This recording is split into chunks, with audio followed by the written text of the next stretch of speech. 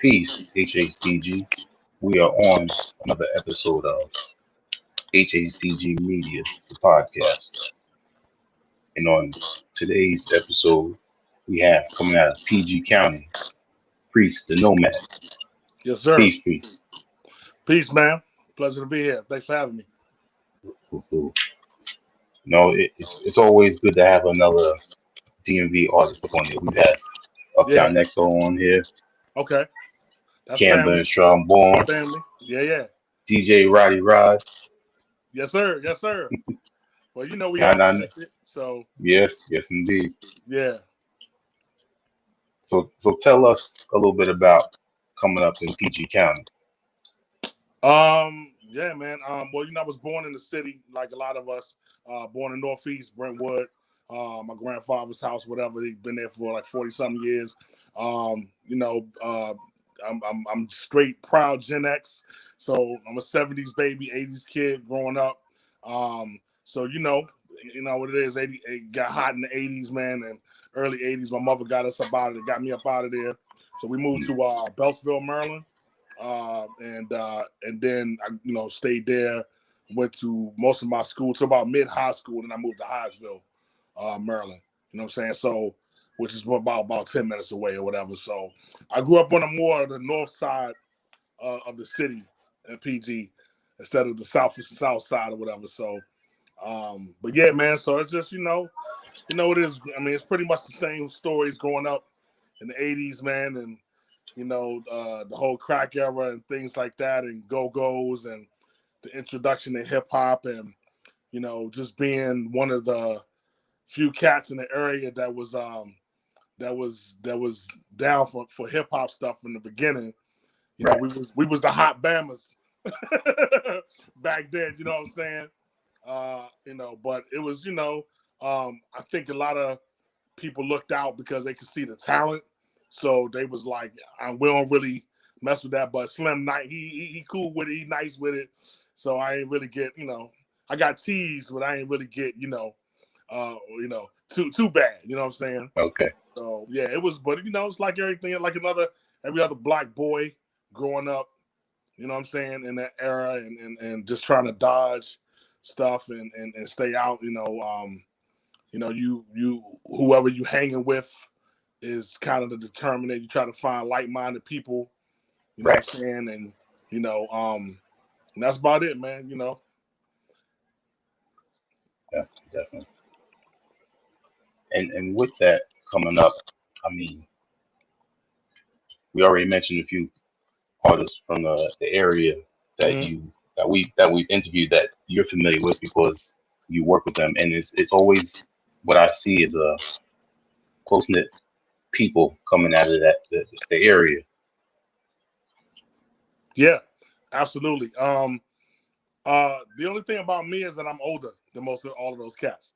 So a lot of those cats came up under us. We are part of the EXO and Dirty Church and Rod. Rod came here. It's not originally from here. Came here, whatever. Mhm. But a lot of the cats, even like Raheem and Devon and so a lot of cats, those were younger cats. In fact, me and Raheem went to the same school, at High Point High School in Beltsville. But he was much younger. And we bet, even though I'm from PG, our scene was in DC. Our scene was in the city on U Street. Right. You know what I'm saying? So we helped revitalize that whole U Street district. You know what I'm saying? After the riots and all the hood stuff and the crack and all that, it's when they started the revitalization with bringing cafes and stuff. We were the first. The art scene was the first. The poets, the MCs, DJs. You know what I'm saying? Were the people who helped revitalize that area, and us. Part of the arts organization. I was with the Freestyle Union. We Right. were the cast that and I was an elder member of that organization along with Sister Tony Blackman, my man Kokai, Sub Z, Black Indian. Even though he's younger than me, but he was there in high school, killing it. You know what I'm Mhm. saying? So yeah, man, we kind of helped take a lot of L's, pretty much as the generation of MCs that was not only doing stuff here, but actually going out around the area. I mean, up and down the East Coast, Philly, New York, down south, battling dudes, and shout out to Evil D when the first from Boot Camp Click, Black Moon, and them. And he had one of the first internet radio shows, 88 Hip Hop, and we battled like World Supreme dudes on there, and from the area, and we was from the area. We went up New York in hostile environment and ran through cats. You know what I'm saying?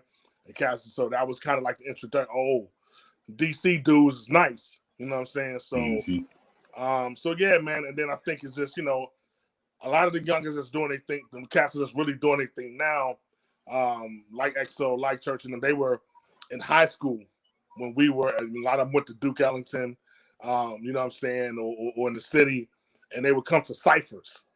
You know what I'm saying, that we was doing the freestyle union ciphers, participate. It was open workshops, and it was like a lot of crews around the city, just around the area, DC, Maryland, Virginia. People would come all over.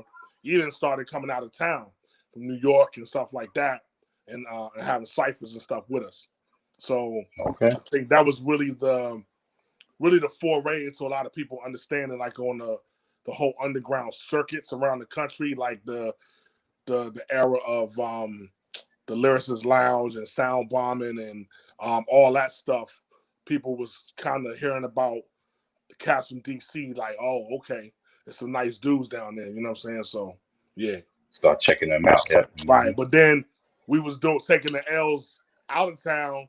Then we would come back here, and they was like, man, cats wasn't really with it here.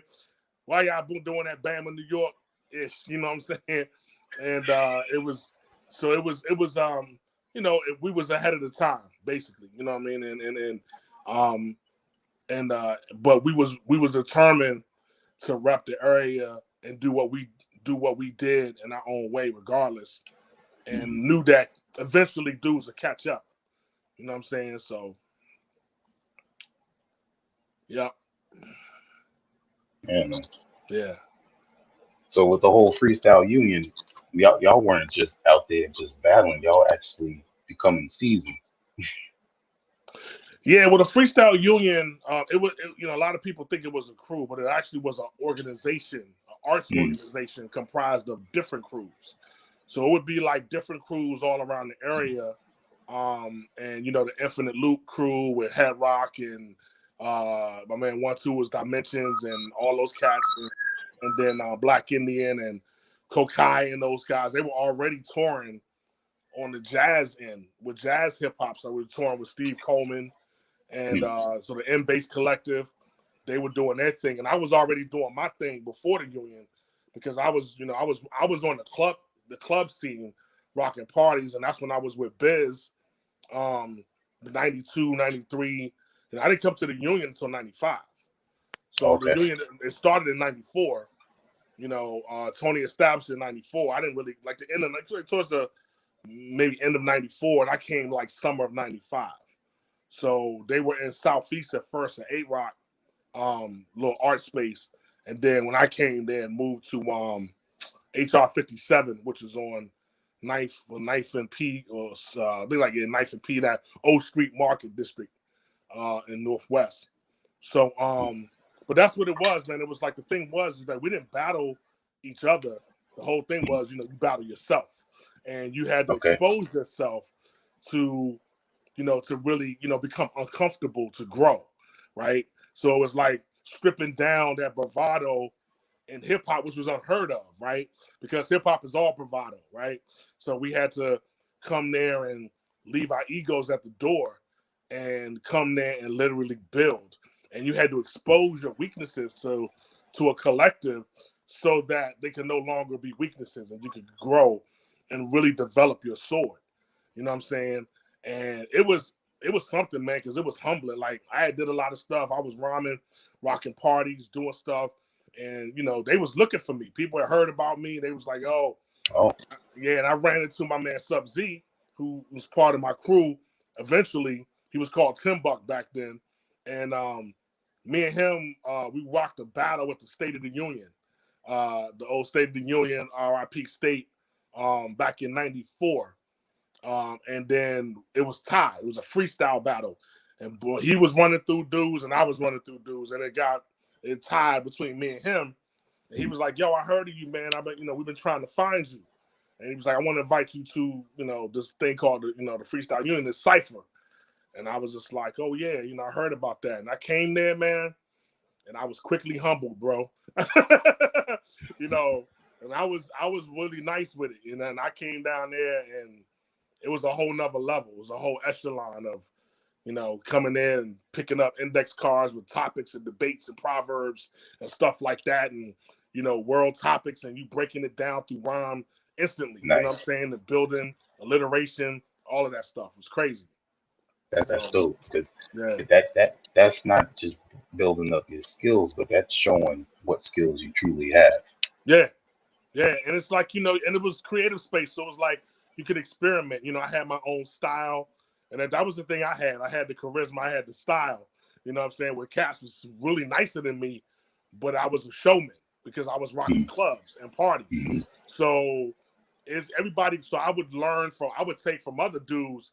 Oh man, I gotta start reading and studying, and I started, but it made me go, start reading up on stuff and learning about Sun Tzu and Book of Five Rings and what I'm saying, Behold a Pale Horse and all that stuff. It just, and urban planning and what they were doing and just the systemic white supremacy and really, really getting into things. So when we had these topics and these debates, we can really, really, what I'm saying, and then you practice drawing upon that information in a split second.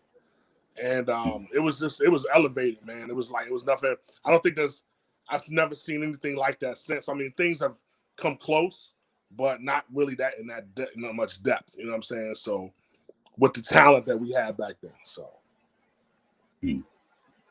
Now you mentioned '94. I I believe Endless Search came out around that time on vinyl. yeah, we.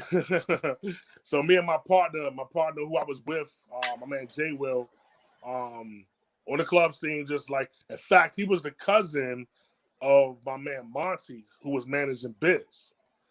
So Wow. Monty and my man Big Tone, who's with me in a lot of videos, and like my man, they were all party promoters. You know what I'm saying? And my man Ron DeBerry and them used to do the Ritz.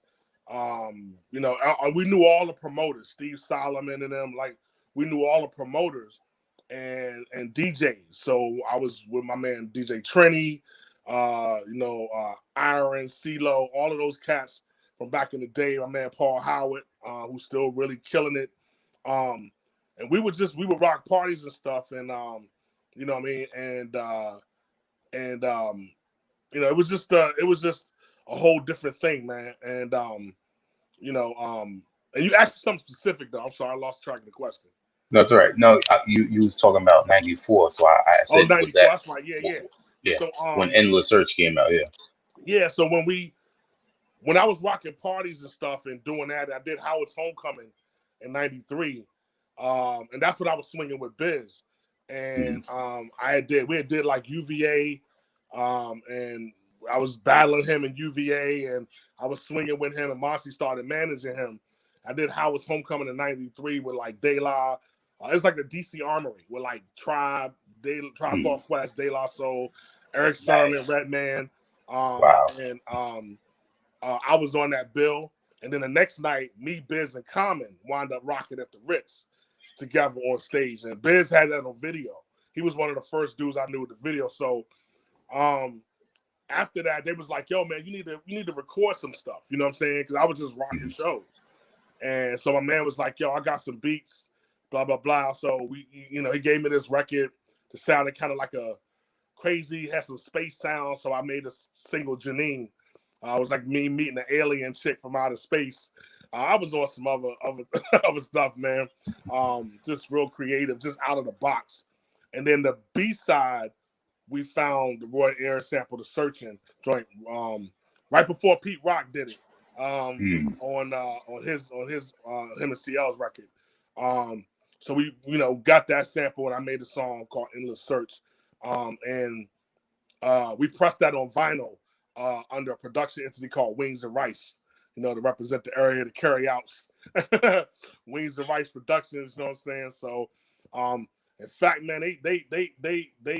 I don't have any more of those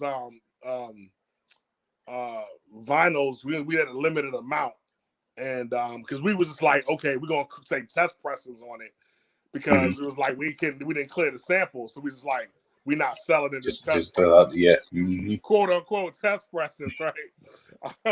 but but yeah, we were selling it, and so man, you see them joints on eBay for like $200 now, man. It's crazy. They like Japan, like they got the stuff overseas, and they got it. yeah, I mean, I've had people from overseas hit me and was like, yeah, I know, because we re-released the single in '97 under an indie label, under Black Okay. Horse, and they had a distribution deal, and but they was like, no, we know you did this in '94, and you had your own. It was like, I was like, wow, people know the history. So, yeah, man. So we did that in '94, and then we re-released it, Janine, in '97 with a different B-side, Realism. Yeah, with the same sample, the Minnie Riperton joint from that Junior Mafia used for Grab It if you love hip hop, but we chopped it up differently. You know what I'm saying? And so yeah, man. And then that's when I got with the Union. So That's dope, man. yeah. Now, how long have you known Storm, the Unpredictable? Oh man, since '95. I met him at the Union. I met him at Freestyle Union, man. We clicked instantly. He an Oxon Hill dude. And I mean, when I first came out here, say, oh man, I heard about you or whatever. And we was rhyming, and we just, I don't know, man, we just clicked. He would come over and talk to me, and we just talk, and we be joning. And he was like, yo, and then we started hanging out, and he would come to little club spots, and we would, get together, and then we would just build and cipher together and practice. And when I started doing shows, I was like, I needed, somebody with me. He was like, yo, man, let's just do stuff together. And he's like, you back me when I do shows, and I'll back you when you do shows. So we became each other's support systems. And even though he kind of eased back from making music for a while now, I was able to get him on my latest project, the Out the House project. So that was, he's the only featured MC on that project, on this new project. So I'm real happy about that. I got him to pick up the pen again and come with a 16 for me. That's my dog. Nice, man. So I'm the godfather of his youngest son. So, okay. Yeah. So we like that. That's interesting right there. It always seems like the DMV artists, even if when y'all click together, it's always becomes family. No matter who it is, y'all know the genuine people that you work with, and then it just naturally becomes family. Yeah, man. It's funny because even the dudes that I had friction with at first, like I used to have friction with all them Infinite Loop dudes. I used to have friction with them. We used to battle them. They was real brazen, blah, blah, blah. But there was a respect that we had, especially when the Union came. Like when we got met at the Union, it was like, I think that's really what kind of did it. The Union brought so many crews together, and because of its rules and principles, you couldn't bring certain types of energy into that space. So what happened was dudes from different areas. So you had the Southeast dudes from Northeast, or Black and them was some, H Street, 8th and H from back in the day, 8th and H, not the 8th and H now. And in the Northwest and the PG County dudes like Uptown, everybody would come together, and it was like you had to strip it at the door. And it was like, so what happened was getting rid of all that extra, right? You just saw the art. And I think what it was is dudes we started respecting each other just for the craft. And we all were so determined to build our craft that we was like, man, you know, bump all that other stuff. I mean, we ain't street niggas anyway. You know what I'm saying? The street dudes, if you were a street dude, you came there, that wasn't your space. You Yeah. know what I'm saying? You want the bravado, you want the bottles, you want the bras and all that. That wasn't our thing. Not here. So it was like, you come here to build, my dude. So if you ain't here to build, it was like, that's what it was. So I think because of that, our community started building, and then we moved to U Street, and then we linked with poets. I used to go to the poetry cafes. That's how I met Ta-Nehisi Coates. My man Ta-Nehisi, Jelani Cobb, they're now MSNBC. He's an MSNBC pundit and a professor. But they always used to be at the City Paper, watch the City Paper. In fact, Ta-Nehisi, his first cover story was me and Sub-Z back in '97. We were our first cover story at the Washington City Paper, 1997. I got it framed. And that's my man. I'm so proud of him for all the stuff that he's doing. And one of the most prolific authors. We talk periodically still on IG, on DMs and everything. But yeah, man. So like that whole, it wasn't just MCs, it was the poets, you know, Renegade and you know, the Vagabond poets and all those cats, and my man Nesto and Brandon, all of those dudes and Tony Lightfoot. We met those cats. A lot of them were older, and so they were incredible with the pen. And so we would go to the poetry events when they were doing poetry, and we would freestyle. So I would, you know, go there and they're doing poems and stuff, and I would just remember the poems, key little things about each poem, and at the end I would get up and freestyle and put all those pieces from their poems in the, you know, and we would just vibe out. And so it was a mutual respect, you know what I'm saying? And then on the scene you had graph artists, tons of graph artists from back in the day, you know, Disco Dan and pre-Disco Dan, and you know, my man Ultra and all those cats. So they was on the trains. So you had the culture down here, man. You had B-boys down on F Street, you know what I'm saying? You know, downtown when they had Cavaliers and all that stuff down there. Yeah, man. So you know, the culture was always here. It was just an undercurrent to go-go. You know what I'm saying? So and a lot of cats who did go-go, they still would do some hip-hop stuff too, but they just do it on a sneak tip because they ain't want to get called Bammers. What you doing that Bammers for a Slim?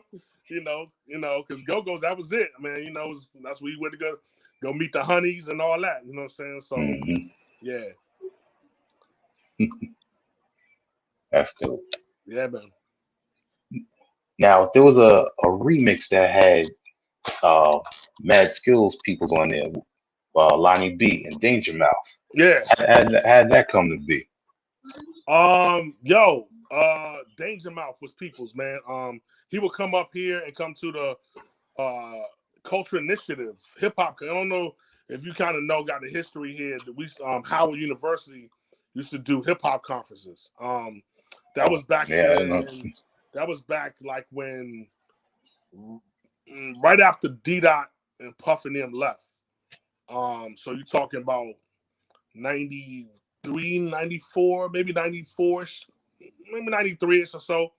It might have been the year before. I can't really remember, but they started doing the hip hop conferences down here. It might be 92, 93. They started doing hip hop conferences, and they was industry backed. So they would have a lot of the industry hip hop people would come through, DJs.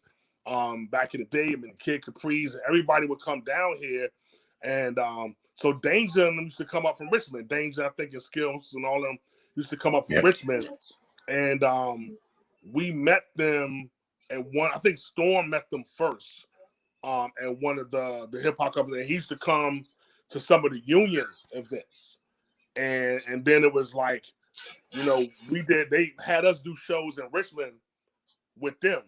So we would do some shows in Richmond, be on the same bill, and then Storm would book them. We would back in the day, we were doing our own shows. We were promoting, doing our own shows, curating the whole artist list and all that. So Storm would throw and me with those shows and pick the artists, and we would bring them up. A couple times we brought them up, and it was like right when they were about to do that Aaliyah remix. They did Ah. that. Yeah. I forgot the name of it. You know, the Timberland. The Hmm. Somebody. Hmm. yeah, that was like the hottest song in that summer, man. Like the remix that they did. And I remember the Hot 97 in New York all day was blazing that single, man. Yeah. And it just so happened that right around that time, you know, I had a song called Meet Me by the Bar that, you know, my man Kokai had did the original, then he had a remix. And I was like, another joint, I said that would be a dope remix. And I needed somebody on. I said, yo, so I hit Danger and Lonnie to do it. Hmm. And they were like, yeah, man, we would love to. So they, you know, we wound up coming up. We did it at on Park Road. My man Storm's DJ, my man D Salon, Bill. Shout out to Bill. He you know, is still family. They had a studio called Urban Intellect on Park Road in Northwest. So they came up there. We did the thing, put it on vinyl, and look, this is me learning about the industry. I wasn't prepared for how successful and in demand that joint would be, because I pressed up like 300 vinyl, and that's like back then we could get vinyl deals and stuff. Like, you know, I'm not talking about vinyl deals, single deals. We could get single deals for vinyl and stuff. So we was Yeah. like trying to get like a little single deal and get it pushed, and it was kind of like a transitional period, so it didn't happen. But people like the distributors, and we service record pools, and so we started servicing record pools, man. People, DJs ate it up. They were like, "Oh, we want 2,000, 5,000." Wow. And I was like, and you know, you can't get the money, or you got to do consignment. So I mean, like invoice them. So you had the money to get that. But like, I think if I had the dough behind me to press that, we could have probably moved like about 10 to 20 or more thousand Mm. of those records, man. Like independently, if we had the dough to make it. That's when I started learning about, you know, the whole label thing and getting money and trying to get product and, you know, blah blah blah. Because I wasn't prepared for the success of that record. Yeah. So, but Joe, you know, it was a good look, and I mean, and those cats are people to the day. You know, shout out to the Super Friends crew, Skills, Lonnie. You know they are all doing incredible things down in Richmond, man. So shout out to those brothers. Skills DJing, killing it. Lonnie, of course, on the radio doing this thing. They doing the Art of Noise thing down there, which is huge. So I got to get down there. Bring me down there, man. Yeah, Yeah, it's that's people. great to see longevity like that with artists. Yeah, absolutely. I mean, because I mean, there's so many outlets with hip hop that even though you came up as an artist, there's so many other avenues to continue to expand it and continue to make it known worldwide. I mean, there's so Hmm. many areas, Yeah, and it's good to know that people are not thinking single minded. Like, I'm an artist. This is all I know. This is all I'm yeah. gonna do. Well, as you know, I transitioned to be an engineer. Hmm. So yeah, so I had a whole nother career as an engineer apart from rhyming.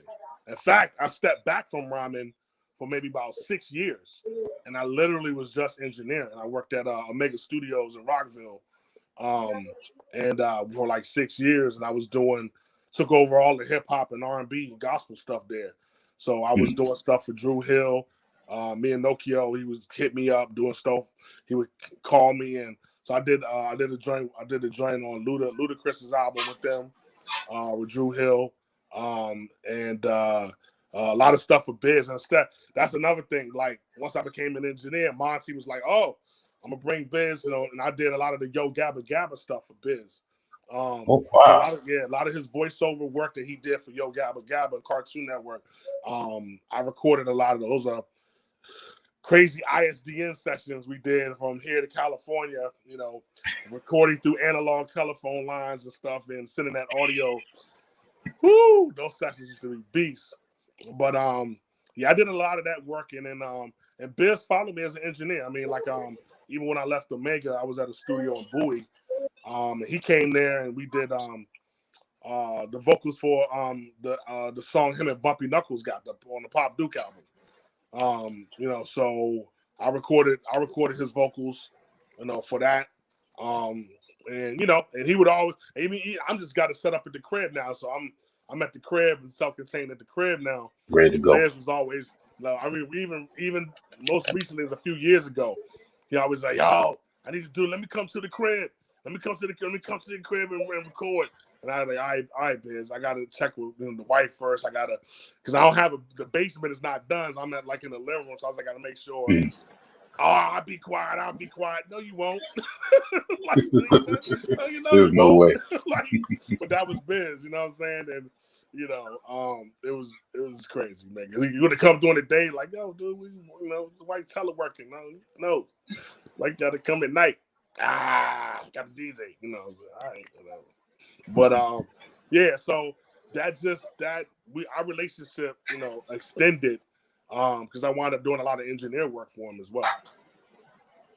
So That's dope, man. yeah, man. Yeah, being that way, but speaking about Biz, and you know, you mentioned certain parts of Biz throughout your time coming up.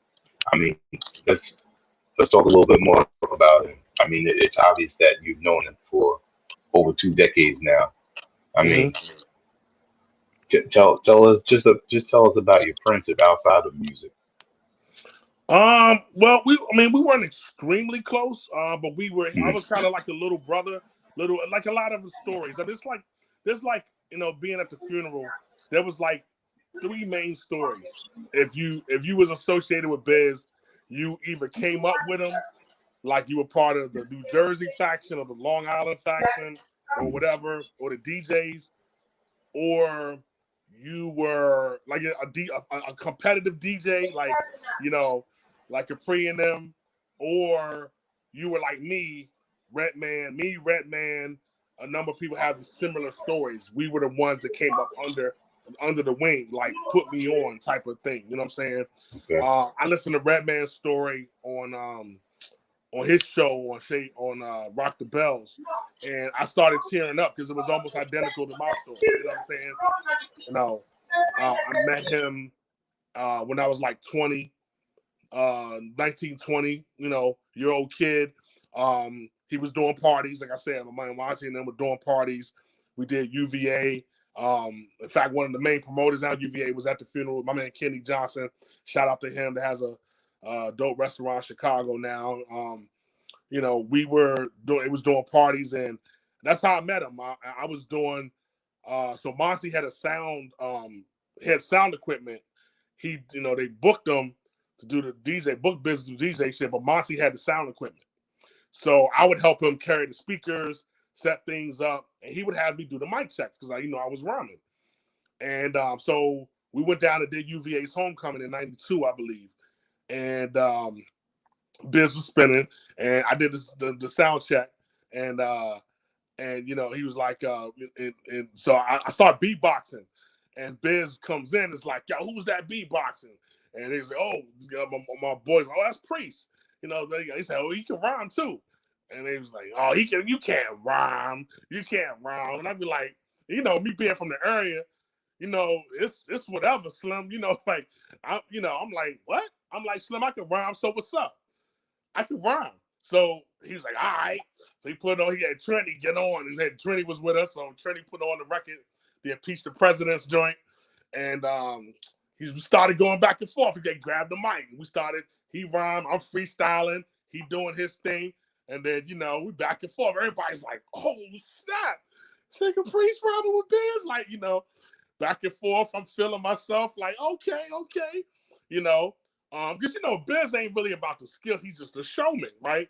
So I'm dropping skills like, yeah. So, you know, blah blah blah, freestyling, picking out people at the sound check, and so he was just plotting the whole time, like, oh, all right, okay.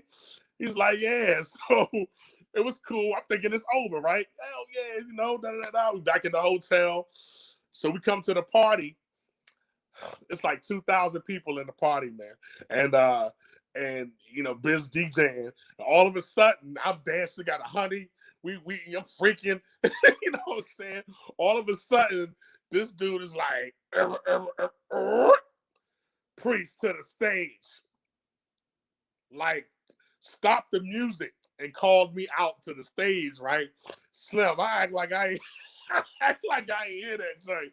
I was like, oh, they was like, nah, preach, your Ben's calling you, man. So he just pulled me up. He's like, yeah, what's up now? Let's go at it. Like, in front of 2,000 people.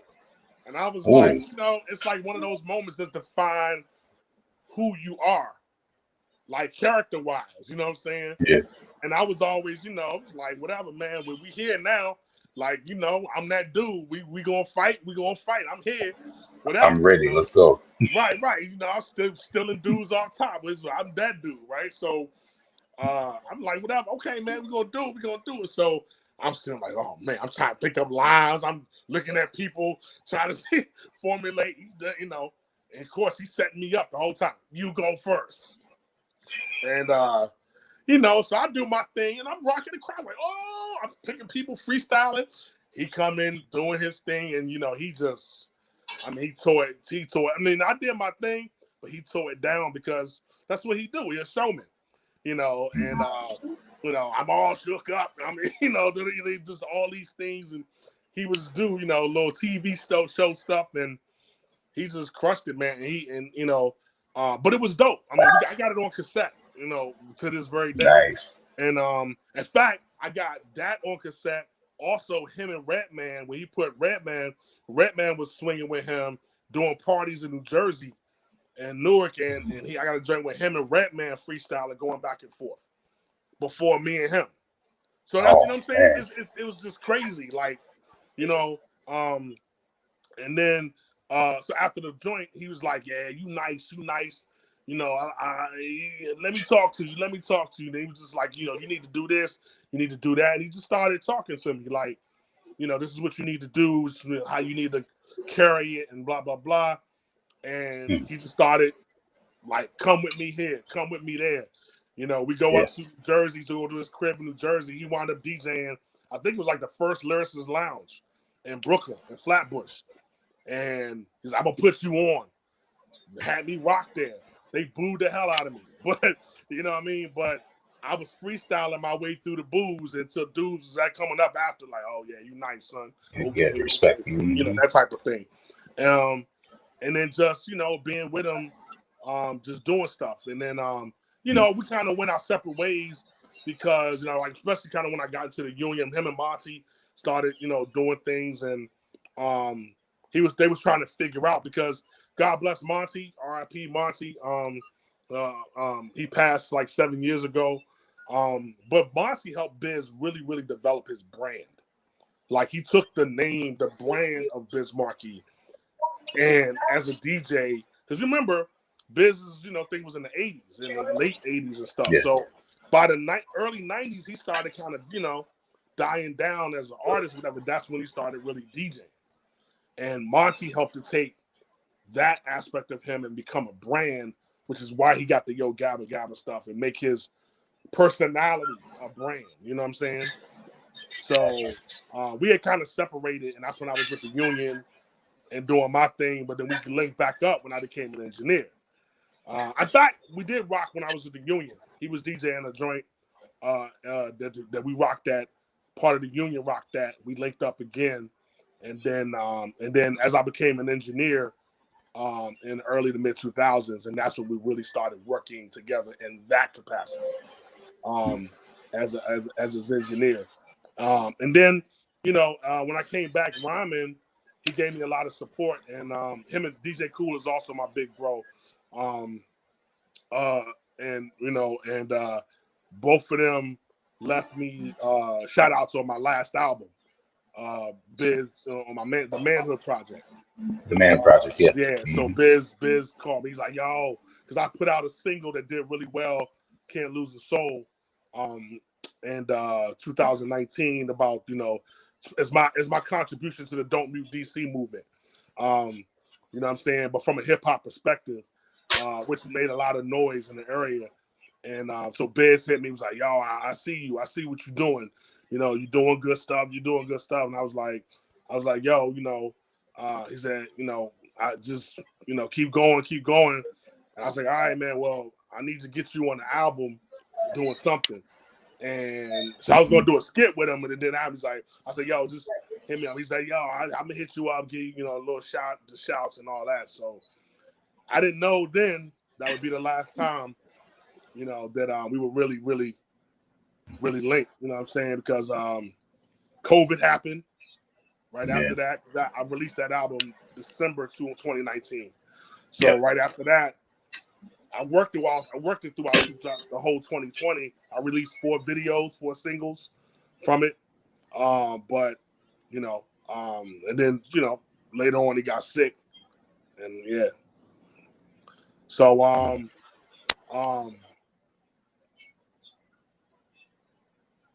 he was an amazing spirit, man.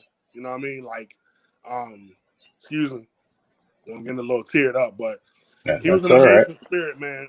Just the love he gave everybody. Of course, Biz lived down in Maryland longer than he lived anywhere else.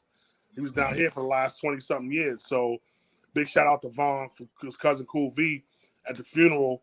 Everybody was claiming them from their section, Jersey cats, stretching them, Redman, everybody was there, and Long Island dudes, and then of course Juice Crew cats and all that. And but Vaughn was like, yo, man, we got to give love to the DMV, man, because Biz was down there longer than he was anywhere else. He was down there.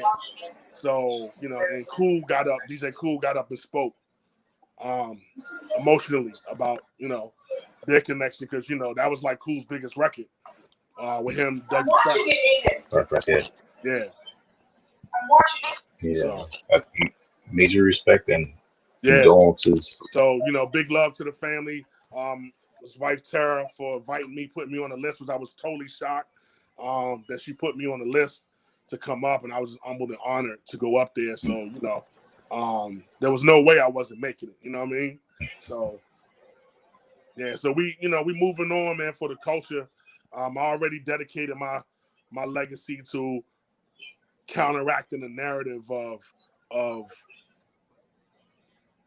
demasculinization of our men through hip hop, and a lot of stuff that's going on through hip hop, and bringing proud, grown, soulful hip hop to the people. Like, that's my legacy. That's what I do, unapologetically. My music is for everybody, but my lens is a grown black man that is doing it for the people and for the community. You know what I'm saying? So till I hit the casket, that's what it is. Yeah. That's very important. Yeah. I've actually seen Biz a few years ago, actually, when he had the special turntables for the 45s. Oh, yeah. Yeah. I've seen them spin those at the park one time. Yeah. That was a great time. Killing the great beats. He'll be the first to tell you, you ain't got this. Yeah. He always was like, that was all the DJs that got up was like, that was the thing with Biz records. It's like, you ain't got this record, you don't have this thing, it was like, that was the competitive thing. But he would get stuff first. Like I said, this dude had the small Sony camcorder in '93 at the Ritz. Like, he recorded me, him, and Common on I had never seen that before until he had it, like straight from Japan. Wow. Like, yeah, like dude, you got this off the you got the original copy, the the test copy of this joint, or what's going on, man? Like, crazy. That was him, man. He would have some gadgets, man. So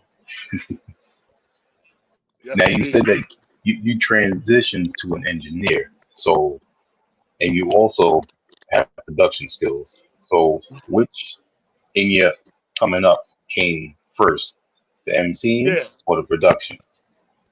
Definitely engineering. So the production isn't like I've made beats, but I don't make. I'm gonna probably get into making beats more. I don't really just have the time. You know what I'm saying?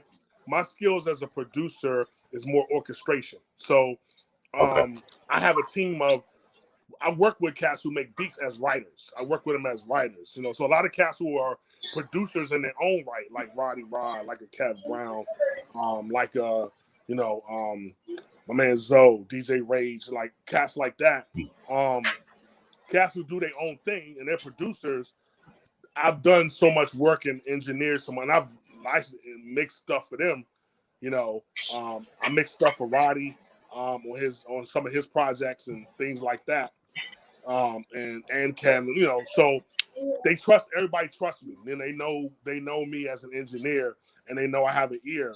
So a lot of times cats who would really not give you beat, they would I gotta oversee the process with you. Like, they don't do that with me. They'll just say, "Oh, P, let's lick up. I'll listen to some beats. I can hear stuff, and say, oh, this is dope. I'm gonna get some keyboard work to it. I'm gonna get a horn section to it. I'm gonna do this. I'm gonna do that." And I would take it upon. I do all of that, and then I mix it. You know what I'm saying? And get a final product. They can give me the beat and walk away. I return to them completed. You know what I'm saying? So, but I worked with producers. You know what I mean? So I worked with gospel producers, R&B producers. Like I said, working with like Nokio and them, Drew Hill. Working with Brian Tranzo on the pop EDM producer. That did remixes for we did Britney Spears and Madonna. Working with him and working with just a number of people and seeing the process and seeing how records are properly made, right? How to properly make a song and make a record to be viable. You know what I mean? And so just learning that through engineering for other producers. You know what I'm saying? And shout out to Young Guru. That's my dog. We both went to Omega. And my goal when I went to Omega was to become an engineer and get picked up by a production production entity, kind of like him and Rockefeller, when he got with Beanie and them, and then Jay, of course, eventually. That was my thing. I wanted to get picked up by a production entity, and it almost happened like twice. Unfortunately, it fell through, so but it was meant for me to return as an artist. You know what I'm saying? And I believe that's why it didn't happen, because I was to return as an artist, but now I'm not just an artist. You know what I'm saying? So it's really, I do a lot of consulting with other producers, with artists, producers, recording engineers, because I like to record, but I'm more so a mix engineer. I'm a mixer. So that's my thing. So, it just really how to maximize sonic quality in inaccurate spaces. Like, I got a non-treated living room. I got carpet on here. I got a little bit of things hanging on the wall for some diffusion, but it's nothing really, until I build my basement, until I build a mix and master room in my basement, But what I did was grab my monitors, some small Genelecs, and I just monitored for 6 months before I just listened all around the house, played material that I know, right? And listened all around the house and saw where the standing waves were, where the nodes were, where the dips, where everything was, and where the accuracy was. Okay, this is the low end by the kitchen. If it's thumping by the kitchen, I know that joint is right. And then I can take it out to the truck and really test it in the truck, in the whip. So I know how to check my mixes in different sections of the house. You know what I mean? So I will consult with people, because you're not going to have ideal spaces. Sometimes it's like, you might have to. So it's really taking about material that and how it's supposed to hit, and playing it in that environment, and then learning that environment according to how that material is supposed to sound. You know what I'm saying? Some old hood way of, if you don't have a frequency spectral microphone to test the free, and then that's cool. You can get graphic analyzers and look at all that stuff, but I mean, I know if I'm pulling up here, I got a lot of low mid gunk here, but if I step back, I don't have it. You know what I'm saying? Like Yeah. that's all I need to know. I don't need to know, exactly at 353 hertz, such as I just know around that range that it's a little muddy right here. So let me, so yeah. So it's been a I hope the whole people. yeah. I was So gonna say I hope the people understanding are when taking I that hear in. beat, I'm sorry. No, I was just saying I hope the people are taking that in what you just Yeah. explained. Yeah. So like I became a producer just by being an engineer, working with production, working with producers, and learning how records are supposed to be made and records supposed to sound.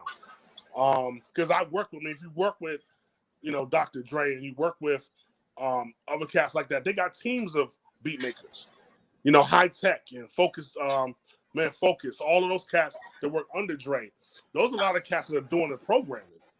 They're Mhm. making the beats and stuff like that, but the production credits is going to Dre. You know what I'm saying? Because he's Yeah. the one that's going to say, "Oh, do this, do that. Let me add this. No, I need to bring a horn. We need to bring a string section in here. Let's do a string section here tomorrow. Let's do this. Let's do that." And then say, "Okay, let me hit it right." And then he mixes it, right? And then that's what you get. So those cats will get writing credits, you know what I mean, and some production credits depending on what the role. But he's the ultimate producer. You know what I'm saying? Mm. Same thing with Puff. You know what I mean? So he had a team of writers. He had D Dot and them. You know what I'm saying? A lot of cats that was, Chucky, D Dot and them, and they were all make beats. But he was the one to say, okay, this is for this artist. I hear a song with that. You know, do this, do that. No, we need to do this. He was the one that said, this is going to be, I'm gonna make this a hit. Mm-hmm. So I don't think Puff really gets enough credit for that. Definitely a catalyst. Yeah. Yeah. So it's just about having an ear. Like Mm-hmm. Michael Jackson didn't play no instruments. Didn't read music, didn't play no instruments, nothing. So literally he just knew he had an ear. He just knew how Yeah. stuff was supposed to sound. He knew what he wanted to hear. And that's just being a lover of music, you know what I'm saying? Mm-hmm. So I think if you're just a lover of music and you study music and I'm a Gamble and Huff fan. I'm a Quincy fan. I'm a, Leon Ware. So Comes understanding, natural. seeing how those records are made is like, oh, and how can I take some of those methodologies and put them into what I'm doing in hip hop? What you do. You know what I'm Mm-hmm. saying? Yeah, definitely. Yeah. Now, you spoke on keeping that soulful music and hip hop. One of the beauties of your music, which I love, is how you always integrate a singer into your projects. Mm-hmm. And one of my favorite singers that you work with often is Cy Smith. Oh, okay. My sis. Yeah, That's my sis right there. yeah. She did a thing on the latest Out the House and also on the Manhood Project. Mm-hmm. Yeah. That's my sis, man. Me and Cy go back to like '93 when she was at the Howard Towers. I knew her when she was when she was Saritha. So yeah, we just go back, man. That's my homie, man. When we was on the party scene, the club scene. Mhm. Hitting the Ritz, hitting Kilimanjaros, hitting all the scenes, and she was at Howard, so I was always up at Howard. I was dancing with a lot of dudes back then because I was a dancer really before I came back to MCing. I knew Cy when she was at the Towers, and then when she went out to Cali after she graduated, she went out to Cali and really started doing her thing. And I know we kept saying, oh, they talk periodically, oh, we got to do some stuff. It's never happened. Years and Mhm. years and years. I had to go through my thing, my path. She went through her path. And then finally, Manhood Project, when I came and I was like, I was like, yo, man, I got this joint. And I was like, I really, really, really, really love to. And, I was really funny. I knew her. We knew each other, but I was so nervous. Like, when the first talk, she don't even know it, but I was like super, super nervous to ask her. I was like, yo, just tell me what you need. I'll try to work it out. And, and she was like, Freeze, come on. I got you. And like, she did, man. She like, I had an idea. And that's the only person that does her own writing on my stuff. That takes like every other hook and singing thing you hear, I wrote it. So with the exception of it's either I wrote it or it's a collab. Like me and Musina, we collabed on our joint on the Manhood Project. Kind of wrote it together. I write most of the stuff. All the hooks, my man Jay Hill, the like stuff you hear, Deborah. I write the stuff, and of course they put their flavor, add the ad libs and all that stuff. But I come up with the idea. So usually when I send stuff to Sai, she'll be like, all right, well, I changed all that, and this is what I got. This is what I did. And I'd be like, thank you.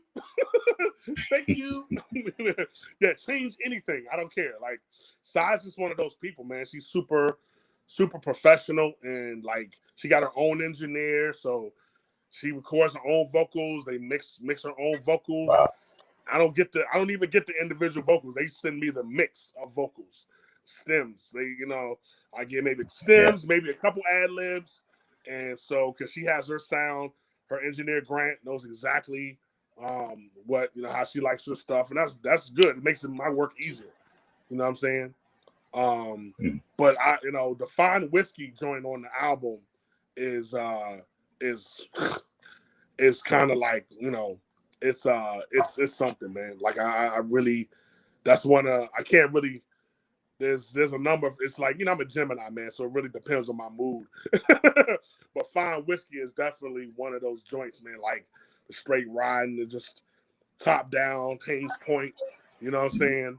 Going to, and that's what I'm on. I'm always on my small batch bourbons and cognacs, armagnacs type of thing. So okay. Yeah, man, and it's just and it's just grown. Yeah. Celebrate being grown, man. Just relax and I enjoy it. think that's the thing that we gotta. That's the thing about my stuff, man. It's like I embrace growing up, and getting and being who we are. It's like when I was young, it used to be the thing to be grown. Everybody wanted to be grown when they was young, right? We was sneaking out into the clubs. I was sneaking in the clubs in high school. I wanted to be 20. I wanted to be grown. Like all the grown, they had all the car, they had everything together, right? And now you got old dudes trying to be kids, and it's like, no, like what I'm saying? It's like I don't want 2 for $5 rail drinks. I work hard, Slim. You know what I'm saying? So when I'm my free time, I want quality music. I want quality company, conversation. I want quality drink, quality smoke, quality food. Because time is about time, right? I don't want to waste my time. We have a short amount of time on this earth, and it's like you drinking, eating bulls. You know what I'm saying? So shortening your life. Yeah, so my thing, like, celebrate that, man. Celebrate being like, I know teachers told me that I wouldn't make it, those white teachers told me I wouldn't make it past 18. I say that on Stargazing on my last album. They said I wouldn't make it past 18 in my life, but I'm a star, baby. Just watch when I focus on my life. You know what I'm saying? So I'm 49, happy and proud. 49, nice as I ever been on the mic. You know what I'm saying? So, and we making great music, and I'm loving it, and I don't need it. And because I don't need it, I'm free. I don't need it for dough. You know what I'm saying? I'm good. Like Cass is like, I say that don't confuse. Starving artist, hell no. I'm on my new deck, propping my feet up. You know what I'm saying? Flask of whiskey, soul beats by the speaker. Pray the Riz. My lady walked by with the soft beaver. You know what I'm saying? Like, yeah, I'm chilling. And that's why the music is as good as it's ever been, because I'm not under that pressure. You're not under that pressure to like, to sell a certain amount of copies or sell or reach a certain person or demographic. Just make honest music, man. You know, that's what it's about. Just make honest music and find your market, and the people will find it. You know what I'm saying? And they are. You know, the audience is expanding all the time. It's just, and it's beautiful. You know, so I just, you know, it's the legacy is for. I got my pops in my video, so my kids. I got my kids and my pops in video. So my kids' grandkids will see they great grandfathers in videos. You know what I'm saying? Like, to me, that's the legacy. Like, documentation of Yeah, our that's music very and the important. history and the culture, that type of stuff, and what we made music for, what we contributed to, right? And the building, you know, protecting our women, protecting Black women, protecting us as a community. You know what I'm saying? That's what the music is for. So I can put out my chest with it because I'm doing it for the right reason. Yeah, you feel good You know what about I'm what saying? you're making. Yeah. Yeah. It's nothing. It's no agendas. It's no nothing. Hmm. When I put "Can't Lose the Soul" out for the Don't Mute DC, so, you know, because it wasn't part of a certain clique of things. Some people tried to, but the people wanted it and loved it, and it did a lot of work. You know what I'm saying? And it catapulted my resurgence. You know, because it was honest. It was hot. It was a hot record, and it was honest. You know what I'm saying? And that's just it. And I think if you do things for the right reasons, that you know what I'm saying? Like I said, he prepares the table before you in front of my enemies, type of thing. It's like you know, so it's all love, man. So man, yeah, what one of my favorites, and speaking on being proud, is the track "Proud" that you dropped last year with Substantial Odyssey and Roddy Rod. Yeah, yeah. Yeah. Yeah. Shout out to those brothers. Roddy on the track. Roddy Yep. did the track, and in fact, I was with Stan. I was talking to Stan today. Actually, we had a session earlier today. That yeah, that was that. You know, it's funny that record came about because I always tease Rod because I'm like, dude, it took him like if I hear something from him, like when I did "Can't Lose a Soul," I was trying to. I had the idea with that record, and I kept hounding him for the beat. And it took him forever to get me the beat. I had literally wrote the song, and I was like, "Dude, give me the beat, give me the." Okay, I'm saying, kept. I say, and so when he gave it to me and it did what it did, he was like, "Wow, wow." So same thing with "Proud." He had posted the track. I was like, "Dog, I got something for that." You know what I'm saying? Like, yeah, he kept, all right. And so he finally got it, and you know, and I did my thing to it. He was like, "Yo," and I was like, "Yo, I'm gonna hit." You know, Odyssey is People's Tool. He came up under us as well. He was on He did production. I caught him when he first got started back in '04. Um, he was on my Mr. Move Something album back in '05. He did a number of joints on a Mr. Move Something album. And that was right after he did uh, Jazzy Jeff's album, The Magnificent. Oh, okay. He did some production, and him and Kev are rhyming on that album, I think, as well. And Raheem's on that album.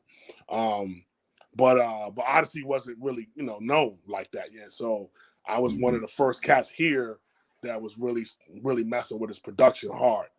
And so we just, you know, kept that relationship. And so when I hit him up, he's really, of course, he's doing this thing.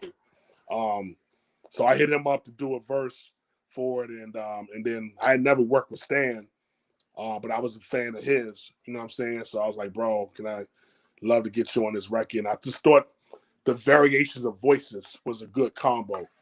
Um, and you know, and I knew the subject matter, we would all come at it in our own little ways, and y'all, it Hmm. came together, man. So Yeah, yeah. that's a beautiful track, man. I'll be doing that It's at the show it's a August point. 19th, so come through. August 19th. Yeah, we at the Pie Shop in DC and Northeast 8th Street. Come through. I got it on my social media. It's all on there. Mm. So, you know, get tickets in advance, man. Mask up, come out. Definitely. Yeah. And speaking of shows and masking up, when I first saw the album cover for Out the House, Mm. and showing the exuberance of being out, it brought me back to you had last year you had an album release party that was supposed to be for Manhood Project, and it got canceled when everything was getting shut down. So Yeah, it it was kind a of, show. yeah, it was a show. I had the Yeah. release. I had a listening party. We did the Okay. listening party. Yeah, because at the listening party we did that at Wicked Bloom on North Capitol Street. We did that, Mm, and a lot of people came out. DJ Cool came out. Everybody was there, man. Tracy Lee, all my peoples came out. So that was beautiful, and I got clips mm, of that on YouTube on my YouTube channel. okay. But we were planning a show, and Yeah. actually it was me, EXO, and my man Dirty Church, Let the Dirt Say Amen, Tim Hicks, who just released a nutball video today that I made. Yeah. What's the Oh my verse? god, Michael yeah, Myers. That's crazy. yeah, that dude, yeah. So that was supposed to be the lineup. It was gonna be huge, and it's kind of like, yo, as soon as we got light, it was like, wow, we had to shut it down, man. It was like Yeah. the worst thing. But I still wound up doing XO show. He had a show for his after his release. He did a listener party. Then he did a show Mm, later on. Um, and I wound up being me, him, Pinky Killer Corn. Um, yeah. So that was dope. And I was sick and getting over being sick, and I did that show. But it was dope. But yeah, that's what I'm saying. This will be really dope. The show coming up because I never really got to do a show for the Manhood Project. So right. I'll be doing joints from both projects. I'll be doing stuff from Out the House, of course, and then some joints from the Manhood Project that did really well. So Nice. we going in. We going in. Nice lengthy 45 minute set. Yeah. There you go. Shout out to Dre from ADST Music, who I know was also part of doing the graphics on Oh your yeah. latest project. Yeah. Yeah. Except for the Out the House. Yeah.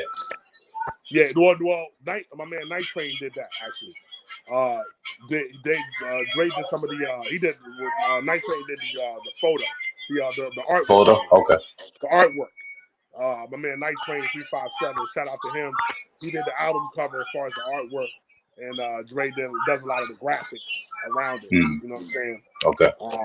But yeah, ADST. That's my dog. That's my rock. You know what I'm saying? So he, blessing and love to him. He's going through some things. So we got his Yeah. back. We holding him down. You know what I'm saying? So and he got some heat. We got some more heat in the chamber from him as well. It's me, my man Killer Cal, my man Zola. We got some stuff coming. Some Okay. ADST produced stuff too. So stay tuned. It's a problem. Yeah. My man's always working. I know he always got some heat. Yeah, man. Yeah. Media and production. So Yeah. Definitely. yeah. Now let's talk a little bit about some of the other features that you have on Out the House. You have Jay Hill Yeah. and Deborah Bond as well. Yeah. Deborah Bond. Deborah Yeah. Bond. Oh yeah. Don't call her Deborah, son. She'll kirk out. Sorry, We all Deborah. types of Connecticut fist flying. Yeah, Deborah. That's my sis. Yeah. Well, Jay. First of all, my man Jay Hill, one of the most unique voices, male voices that I've heard in the area. Man, long time friend, cat from the scene. He stepped back too from doing stuff, but I won't let him go. and he's like, man, and we just got that relationship. He's like, man, whatever you need, I always got you. You know what I'm saying? And he'll be there too. He'll be there. We'll be doing stuff because I have him on the Manhood Project and on Out the House on a few songs. So we got the video for the second single, Before You Go. and everything, and a lot of folks in there, stands in there, and Debo, the boards in there, and but the record I'm most proud of on the album is a song I wrote for Deborah, um, for Deborah Bond. Uh, I wrote the whole song. This is my first R&B dance record called My Love.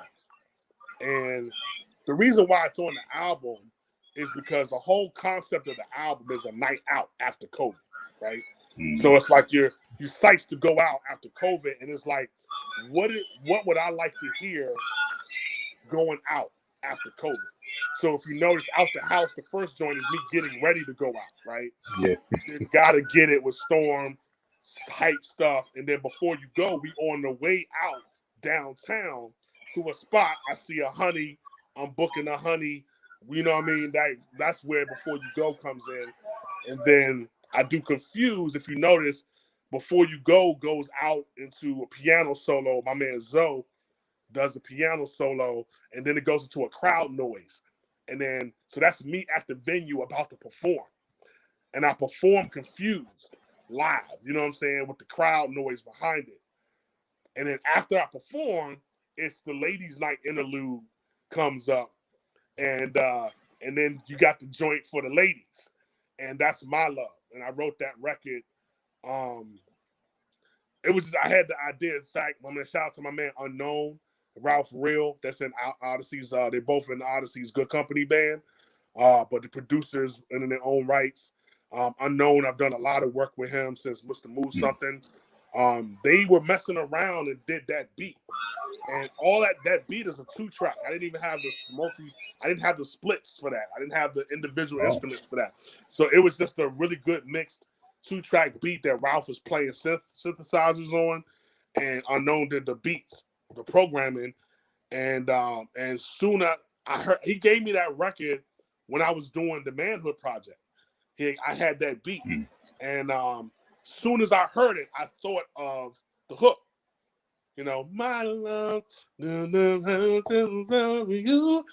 turn me on. I thought of it, and just the hook part, and I was like, oh man, this sounds like the hook. It reminded me of, like, this would be like a hot Patrice Rushen joint. If it, like, Patrice Rushen could make a dance record now, this would be it. Like, so I thought of Debo, I thought of Deborah, because she reminds me, her style reminds me a lot of Patrice Rushen. You know what I'm saying? Not necessarily her tone, but like a lot of her style and her personality. So I hit her. I was like, yo, D, I got this record for you, man. I was like, I got this dance record, this joint. And I kept telling her about it, right? I was like, I can't do it right now because I got to finish the Manhood Project. Because it took me like 5 years to do that album. And I was like, but as soon as I finish this joint, I'm gonna write it. So when I was doing this joint, I wrote the whole thing out, and the verses, and I just thought about, I've been that dude that I'm talking about on that record. Like, the whole record is just like, you don't deserve my love because, it's like the sex was good, but you ain't shit. Basically, you ain't you're hard. Not, you're not horrible, but it's like, you're not good for me, right? You toxic. So, but I can't let you go because the loving is good. You know what I'm saying? So, I've been that dude on that side of the coin. So I'm like, wow. So when I wrote it dealing with certain, like, thinking about certain experiences of what females, women I messed with used to tell me and everything. So I wrote the record with that, and I told D, I was like, yo, I need you to dig into your, to your situations, man, that you've had. She's like, oh, I've had them. Like, yes. So I wanted it to have like a desperation to it. Like, if you listen to that record, it's a desperate record, but it's like her remedy is to hit the dance floor.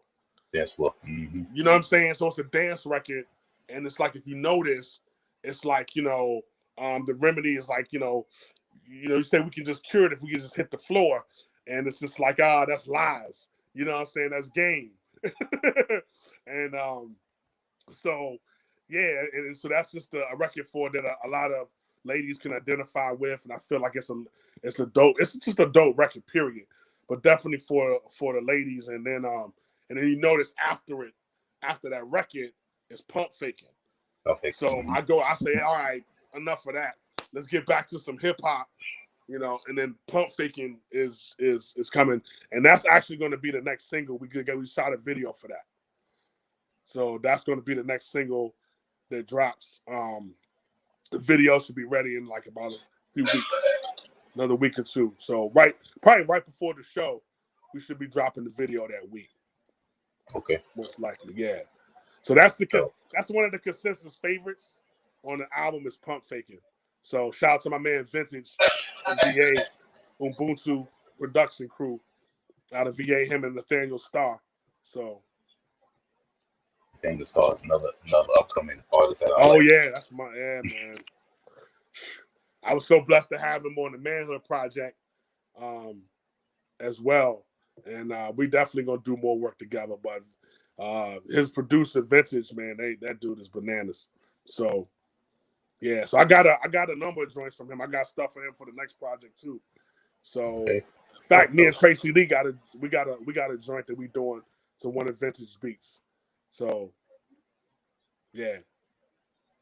A back and forth joint. So that's gonna be dope. That's definitely dope. Yeah. Yeah, Tracy Lee's Shout out to is Trey fam. Lee. Yes, indeed. He's also a member of our hip hop discussion group on Facebook. Mm-hmm. No doubt. He gets much love in there. That's my dude, man. We go back battling at the at Howard on the campus, going on the yard, coming to the little ciphers. Him and his crew is, RNF crew, Mitty and them, one step beyond all those cats. So yeah, big shout to my dude. That's great, man. Yeah, man. So but yeah, so that's those vocalists. There's a lot of vocalists that I've worked with. Shout out to Tamara Wellens. That's my homie, and she's going to be on the next album. I gotta meet her and Kev Brown got a record that we did some years ago that never got released. Friction, that's going to be on the next album. It's crazy. And Rona Rawls, Soul Edler, all of those cats. I just, just tons of vocalists in the area. Steve Smith, so many people that are really doing their thing. Shout out to Brian Christopher too, man. Cat that I just met and got to work with. That's on some old modern Jeffrey Osborne type richness vocal. Like I love the man vocals. Like baby. I like this. Commanders. I like man shit. Bring back them. The cognac voice, nigga. Like, you know what I'm saying? I like that, so like dudes feel like I don't like dudes that feel like they nuts ain't dropped yet. You know what I'm saying? Got that, like where the lower harmonics at, Slim? Mm-hmm.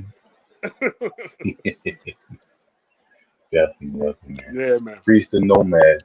Yo, and one last question before yes, sir. we let you get your shout outs. Tell us the origin of your name. Priest. First of all, Priest came first before I added the Nomad. So, Priest, I got that name in high school. So rest in peace to a comrade of mine, Robert Beverly, in high school, and his family. We used to go over his house, and we were all rhyming and stuff. And I think he lived in Adelphi or whatever. It was high school. We used to go over and stuff, and I used to go by another name. I think it was like Wiz Rock or some whack name I had back in the day. And what happened was, I was a big Public Enemy fan, but big Chuck D fan. So we was on, Chuck made me read, man. So it was like Malcolm X, Marcus Garvey, Joan Chesimard. Like we were reading, because of Chuck. And so It Takes a Nation of Millions was like my Bible. You know what I'm saying? So I had the Malcolm X medallion, that type of thing. And we were talking, a lot of the hood dudes, they was like, oh man, you're always preaching. So I think it was an incident that was going to happen after school. These dudes were going to fight. And I heard kind of like rumors of this one dude was going to shoot a dude, have his boys come out and they was going to shoot the dude, and I wound up talking him out of it. And the story got around, and man, Rob was like, "Yo, man, you always like that. You the only one of the only people that could have did that." He was like, "You talked to him?" I was like, "Yeah, man, talked to him. I told him to squash it, whatever." And they wound up not doing it. And they was like, "Man, you always preaching, man. You like the priest of hip hop." And they was like, "We call you priest." So that's where the name came from. And so I had that name. I used to walk around with a microphone around my neck in high school and everything. So I was on some other time, man. Shout out to High Point, man. And then so what happened was I was on the scene. Everybody knew me as priest in the clubs and everything. But then there were a number of different priests. I think there was a group called Boom Poetic, and they had a dude named High Priest in there back in the day, Shot Key and them. There was another producer named Priest. So, I got to add something else to my name. And I never felt like I fit into the industry. I always felt like an outsider. So the Nomad came from the wanderer, the never having a place, at the table. So being an outsider in the game. And so I added the Nomad for that reason. Because I always felt like all my moves was outside of mainstream hip hop, but I would never be able to get to, I was just like, yo, I have to do my own path. So, walking the road less traveled. So Priest and Nomad. And that's how it came about. And that's it.